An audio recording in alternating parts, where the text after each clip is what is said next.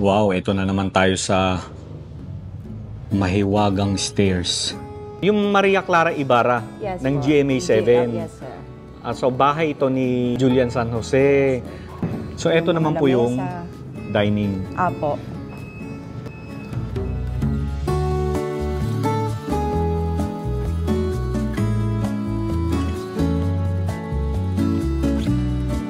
Okay mga Chubero, magandang umaga sa inyong lahat and tayo ay nandito ulit sa Malolos, Bulacan. Ayan. So bali nandito tayo sa Barasuin Church mga Chubero. Ayan.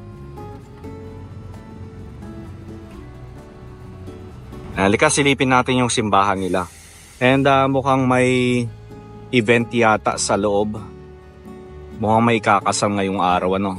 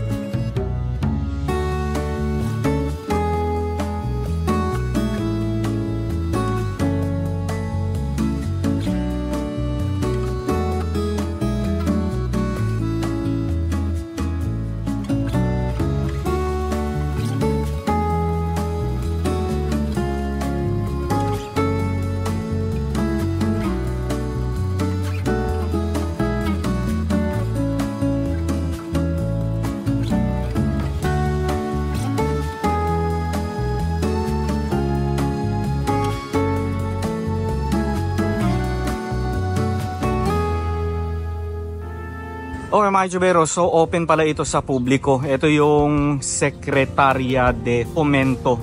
Ayan.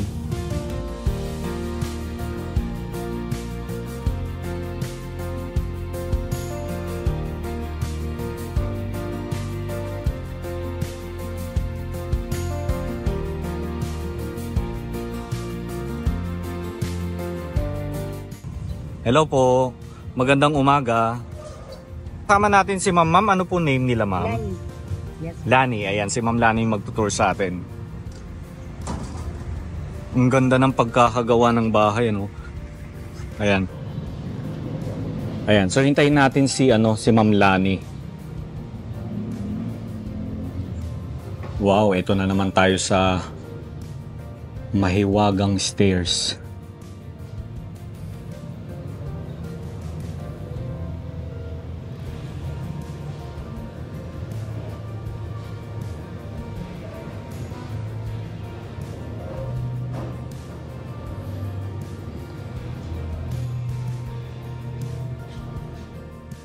Alam nyo ba mga Kaichubero, ako ay talagang manghang-mangha sa mga ganitong engranding hagdanan kasi makikita nyo talagang matitibay pa din ito hanggang ngayon. Originally pala, ang bahay na ito ay pag-aari noon ng lolo ni Don Jose na si Antonio Bautista. Bale, 6th generation na ang nagmamay-ari ng bahay. Kasi po sir, yung isa po sa mga anak, ay yung apo, is production designer. So siya na po yung nag-ayos. Yung sa ceiling, yung sa mga gamit sa bahay. Kasi dahil yung panahon po nito is ito po yung parang yung lihim na bulwagan ni Emilio Aguinaldo. Ah, talaga? Pero tanong ko na rin po, Ma'am Lani, lahat po ba ng kagamitan dito ay ito pa rin yun? Hindi na po sir. Actually, wala po talaga ditong gamit. Ah, walang gamit noon. Tapos ngayon po, yung isa pong anak nila, isang apo na si Sir Des Bautista, is production designer. Siya na po yung ng mga gamit. Ah, nagpuno ng mga gamit. Nagpuno po ng mga gamit. Oh, okay. So, ni isa wala ng original, Ma'am? Meron naman Meron po, pero naman. hindi ko na po siya specific. Oo. Eto sina Jose Rizal ito, no? Apo. Itong mga nandito sa Apo. paintings. Eto sila. Yan. Sir, ito po bali yung apo ni Don Antonio Bautista. Sila po si Jose Antonio and asawa po niya. Ah, okay. Oo. Bali, sir, yan po yung totoong nangyari dito sa ito po. Oo, Okay. pero ano na po yan, reenactment po.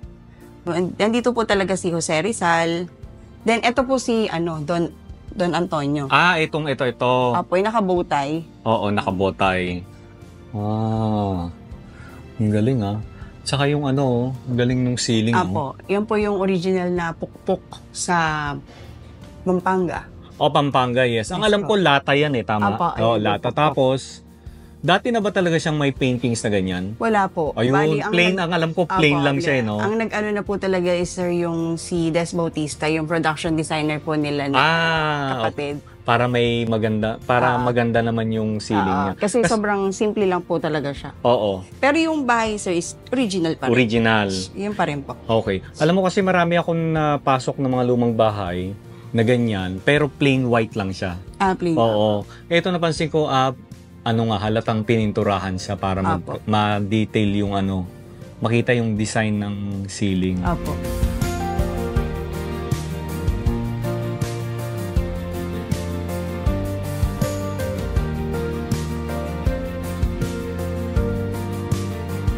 Sir, tas rin po, sir, bali yan po talaga, sir, is hindi po ganyan ang setup niyan. Pinagsushootingan din po to ng Maria Clara. Nagsushooting ba sila rito? Yes. So bahay ito ni Maria Clara. Julian San Jose. Julian San Jose. Natuntun din natin itong pinagsushootingan ng isa sa mga pinagsushootingan ng Maria Clara Ibarra. Kasi yung iba sa Taal Apo. Napuntahan ko na rin yun napuntahan yun. Oo, yung Villa Vicencio. Tapos eto naman. Ang galing naman ng ceiling, Ano po yan, sir? Uring yan. Luzon, Visayas, and Mindanao. Yan po ang ibig sabihin ng painting na yan. Nice. Luzon, Visayas. Mindanao. Parang may missing. Apo, na ano po kasi siya, sir, parang nasira na po siya Kaya papalitan po ng bago. Bago na. Pero itong mga paintings na to, ma'am, original ba ito? Na dito talaga? Ano po, kinabit din po ni Sir Des. Ang ganda. Na natin yung mga kagamitan nila. Etong mga pinto, original yan, Apo. Yan pa rin talaga. Galing. Dati po, sir, meron ditong kwarto. So, may kwarto siya tinirahan doon. po talaga nila to. Is bahay po talaga nila to. Oo. Since nagkaroon na po sila ng asawa, nandun na po sila lahat sa Ibang bansa. Quezon City. Sa Quezon Manila City. lang po. Sa Quezon City lang po. Tapos ginawa na po siyang ganito. Pag may nagtutour. Apo. Open naman pala kayo. Apo. Galing. Tour, shooting, photoshoot. Tapos, meron na po rin dito, sir, inopen na rin po yung events place. Yun sa baba po, sir, mismo. Merong events place. Okay. Sige, mamaya pupuntahan natin. Pero question ko uli, ma'am, yung sahig mo, original. Apo. Walang pinalitan o may Meron na pong mga pinalitan, ito. sir. Ito po yung bago na po eh. Oo nga. Kasi sa tagal na rin po, sir, dahil sa 100 years na rin po siya nakatayo, so rumurupok siya, naano ng anay. Oo, totoo yan. Kasi may mga materials kasi talaga ng bahay na hindi na kayang i-restore Opo. Kailangan na siyang palitan talaga. Kaya minsan mapapansin natin yung mga ilang bahay, parang kung titignan mo ay inayos or masyado ng major yung pagkaiba. Kasi nga, hindi na siya na-restore talaga. Hindi na na-save. No? Okay, so dito muna tayo, ma'am. Ito kwarto. O altar. Prayer room. Opo, prayer room. Prayer room. Oo nga, prayer room ito. Ayan. Okay, so dito naman tayo. Ang laki ng bahay.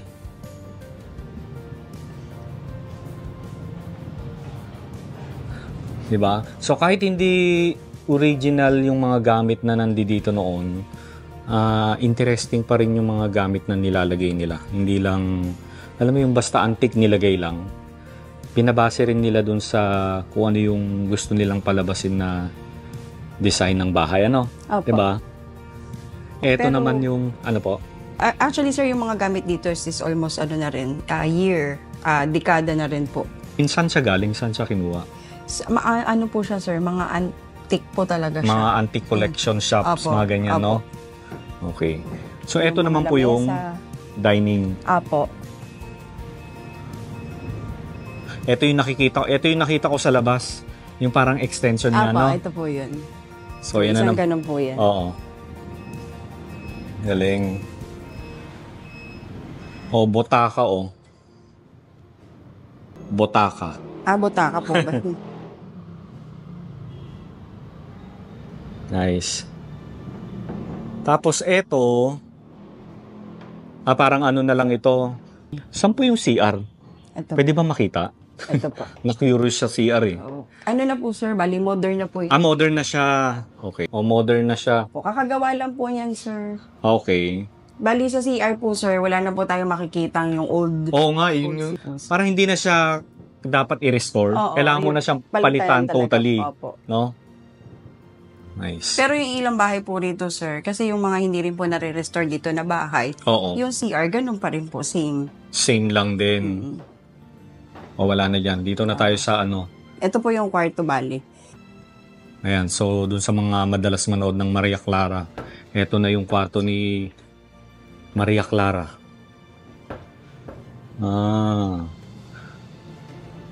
Oo nga. Eto yung nakikita ko pag may eksena. Tong kama. Pero ang hirap siguro maglinis, mama, no? Okay lang po. Okay Pagka lang. nasanay na po. Oo. Yung kabisado mo na po kung paano siya linisin. Oo. So, kapag ganyang may shooting, syempre, linis kayo kaagad, no? Opo, linis po. Kailangan- Marami po kami pag nagbabantay pag shooting, 6 po kami. Okay. Kasi dami pong tao. Oo, syempre. Eto, ginagamit din to sa shooting, itong Apo, table na to. Yan po yung ginagawang pagka, yung papiging.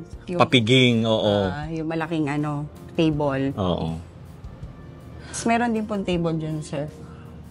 Tapos eto, Bali, sir, yan po yung inano na po siya. Dinuktong na po siya. dugtong na ito. Apo, duktong na po to. Okay. Wala po talaga siyang ganito. Okay. So, doon na tayo sa baba. Dali muna kami sa baba, Ma'am Lani. Kaya lang, sir, nakalak po siya. Hindi po natin siya mapapasok. Ay, ganun? Hanggang taas lang tayo? Opo. Okay. Sige, okay lang. Tapos nasilip natin itong Apo. taas.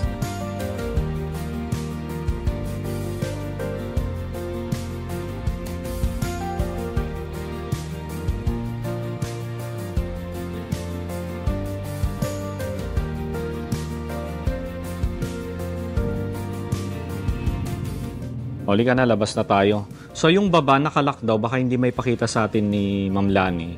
Papasilip lang sa atin.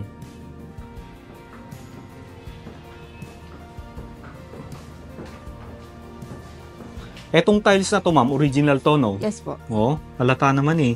Malalaman mo talaga, no, kung Wala original. naman po yung hagdan po. Oo. Eto na. Po, sir. Ayun po itsura ng baba. Okay. Maganda pala eh. Yan po yung bali pinaparentahan events place po. So ulitin lang natin, meron sila ditong event venue, kaya lang hindi nila mapasilip sa atin dahil nakalak. Gusto ko sanang makita natin. Pwede dyan. Pwede. O sige. Para masilip natin yung event venue nila. Uy, may balon, oh. Totoo bang balon yan? Sana malinis, no? Eventually, lilinisin yan.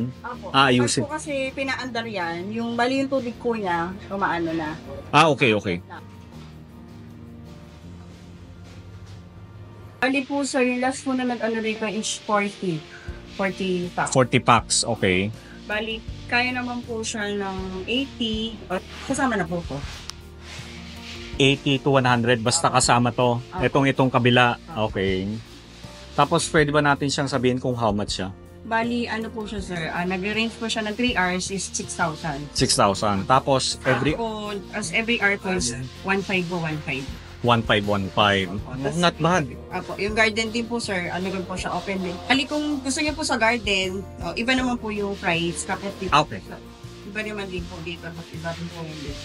Okay. So, kung ito lang ang kukunin mo, yun yung worth of 6,000. Pero kung gusto mong kunin itong eto, dahil mas marami kayo, Opo, another 6,000 po. another 6,000. Tapos kung kukunin mo yung garden, Yung sa garden po, bali, i-conforme po sa dami ng tao. depende. Depende po. Okay. Kasi yung dapat po kasi ito, yung rito, sa garden. So, ang price po namin is 8,000. 8,000 set. Okay, umulan po, kaya nagpunta sila rito. Okay. Nice. At least meron kayong ganito na kapag mayroong mga event na mga kababayan natin. Taga rito lang, di ba? Pero Pwede nila ito magamit. Sir, nag-events po dito is puro mga taga Manila. Manila, no? Gusto po nila yung ganitong lugar, bahay. Mga companies, no? Opo. Mga humanitarian po yung get together. Oo. Okay. Ayan, at least nakita natin itong baba. And maraming salamat, Ma'am Lani. Salamat din po. Thank you.